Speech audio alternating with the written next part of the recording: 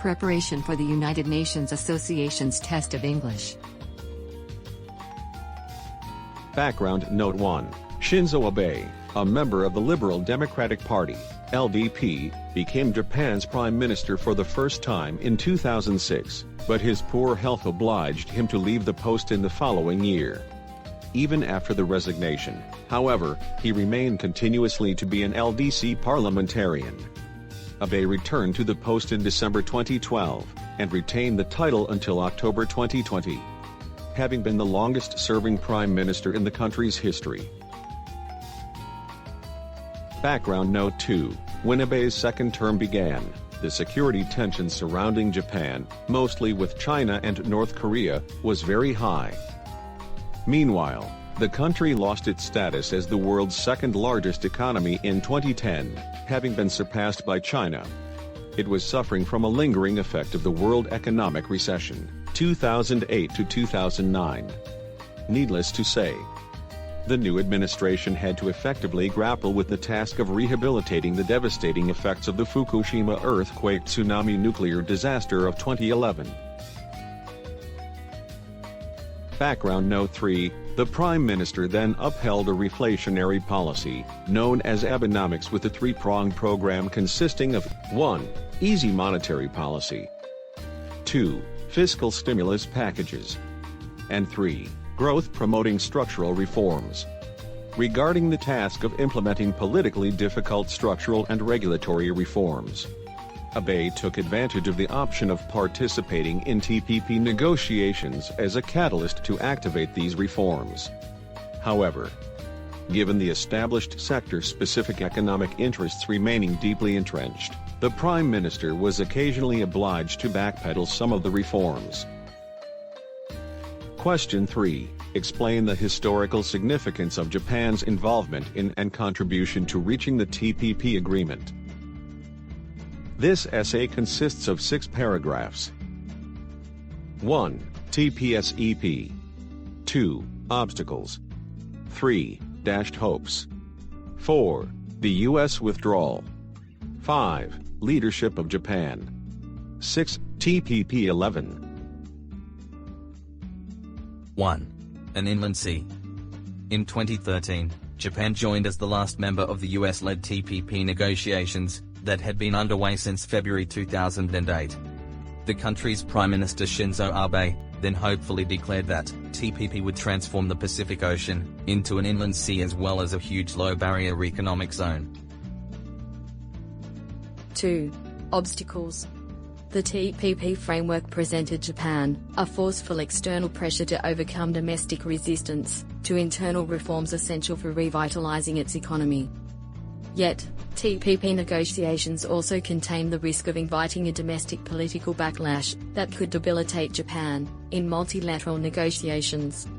The difficult issue areas for Japan included, most of all, agriculture, intellectual property rights, state-firm dispute settlement, and investment. 3. Dashed hopes. As U.S. Congress endowed President Obama with the Trade Promotion Authority, TPA, in June 2015, the pace of TPP negotiations hastened, which led to an agreement signed by the 12 TPP members in February 2016. The activation of TPP required 6 countries, with a total economic weight of over 85% of the 12 members. This meant that both the US and Japan had to ratify the agreement. But Trump's electoral victory dashed any hopes of activating the 12-member agreement. In fact, the new president withdrew the US from the TPP membership on the 23rd of January 2017. 4. The U.S. withdrawal. Meanwhile, the Japanese Prime Minister Abe also faced strong opposition at home to some of the agreed TPP provisions, which also delayed the ratification process in the country. Nevertheless, Japan was the first to ratify the agreement among its 12 signatories. Even after the U.S. withdrawal, the Japanese government was committed to the task of resuscitating, revamping the TPP agreement. But the renewed negotiations were far from easy, as some smaller countries seemingly lost their enthusiasm toward TPP after the loss of the U.S. membership. 5. Leadership of Japan. The Japanese government organized and led almost all the TPP-related meetings, from July 2017 through January 2018. Subsequently, the 11 remaining members arrived at a new TPP agreement, known as the Comprehensive Progressive Trans-Pacific Partnership (CPTPP) or TPP-11 agreement, and collectively signed it in March 2018. 6. TPP-11. After 6 of the TPP-11 members, namely Australia, Canada, Japan, Mexico, New Zealand and Singapore, completed domestic ratification, the TPP-11 agreement came into effect on December 30, 2018.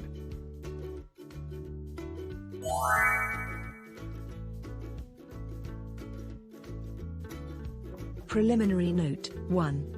Historically, the Keidan-Ren, Japan Business Federation, the most powerful and reputable peak business association, has demonstrated strong support of the government's liberalization policies. In the late 1980s, Japanese manufacturers became major investors in many countries in Southeast Asia and China, and began to support the government's advocacy of bilateral economic partnership agreements, EPAs, to forge open markets in East Asia and beyond, with a high level of codified investment protection. Preliminary Note 2. In the first decade of the new millennium, the Japanese government began to form its earliest bilateral EPAs with relatively small countries, chronologically: Singapore, 2002, Mexico, 2005, Malaysia, 2006, Chile, 2007, and Thailand, 2007. Arguably, the government chose those countries in order to minimize the negative effects on Japan. On the other hand, Japanese businesses appeared to prefer China and the United States, US. Japan's two largest trading partners, as the more desired candidates for bilateral agreements. Preliminary Note 3. In 2008, Japan established a first regional EPA with ASEAN as a group. The effort was not extremely difficult as Japan had already formed bilateral EPAs with most of the individual ASEAN members. In the 2010s, we witnessed the regional EPAs with Japan's involvement, namely Trans-Pacific Partnership, TPP, 2016, and Comprehensive and Progressive Trans-Pacific Partnership, CPTPP or TPP-11, 2018. Preliminary Note 4. And most recently, in November 2020, the 15-member Regional Comprehensive Economic Partnership, RCEP, was signed, after a long journey that started 8 years before. The RCEP, which initially began as the ASEAN Plus 6 framework, consists of the 10 ASEAN members and 5 additional Asia-Pacific countries, namely China, South Korea, Japan, Australia, and New Zealand. Let us note that India, an original RCEP member, dropped out, and the US has never been involved. Preliminary Note 5. In East Asia, we thus have two sizable partnership groupings, 11-member TPP and 15-member RCEP, where the former group began under US leadership without China's participation, while the latter under China's leadership without US participation. Japan has participated in both. Question 4. Why have Japanese businesses been so eager to support the Pacific Rim framework as seen in the TPP, TPP-11 agreements in the recent past? This essay consists of 4 paragraphs. 1. Shift to overseas markets. 2. Stronger need for multilateral rules. 3. WTO-plus provisions. 4. Anticipation. 1. Shift to overseas markets. Many globally competitive businesses now accrue higher profits abroad than in their original domestic markets, and Japanese firms do not seem to be exceptions to this. Obviously, the demographic decline and stagnant domestic consumption are persistent trends in Japan, which has obliged Japanese firms to shift their production and sales from the domestic to overseas markets. Thus these firms stand to gain from a regionally integrated market among Pacific Rim countries. 2. Stronger need for multilateral rules. Japanese firms have increased their manufacturing offshoring, i.e., the relocation of manufacturing activities abroad.